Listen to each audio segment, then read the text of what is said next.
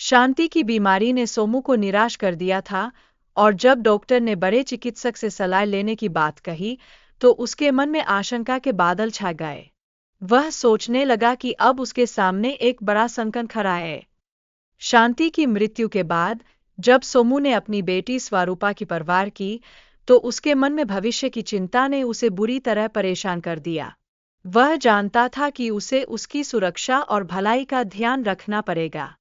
इस चिंता के चलते सोमू ने नई पत्नी कंचन से शादी करने का निर्णय लिया, यह सोचते हुए कि शायद एक नया जीवन उन्हें नई खुशियां दे सकेगा।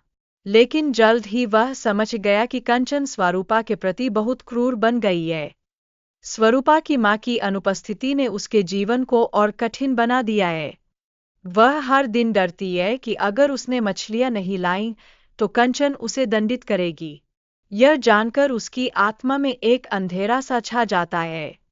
हालांकि सुनहरी मछली उसके लिए सिर्फ मछलियां नहीं लाती बल्कि उसे गर्म भोजन भी खिलाती है। यह उसके लिए एक सुखद अनुभव है जो उसे लंबे समय के बाद महसूस होता है। एक ऐसा अनुभव जो उसे जीने की नई उम्मीद देता है। लेकिन कंचन स्वरूपा से सख्ती से पेश आती है। उसे काम करने के लिए मजबूर करती है और उचित खाना नहीं देती। इस परायापन ने स्वरूपा को कमजोर बना दिया है और वह बहुत सी कठिनाइयों का सामना कर रही है।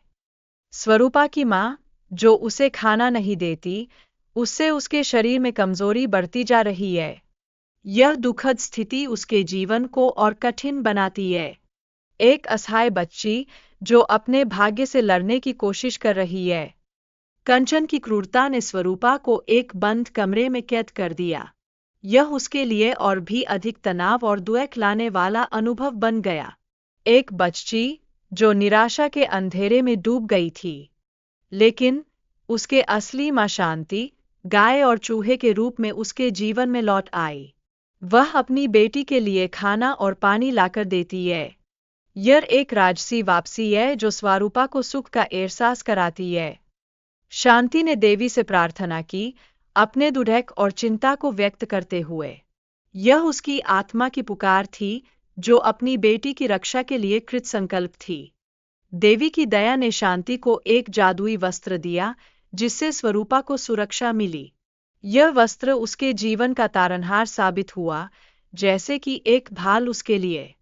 स्वरूपा ने अपने पिता सोमू को अपनी कठिनाइयों के बारे में बताया और कंचन के बुरे व्यवहार की शिकायत की।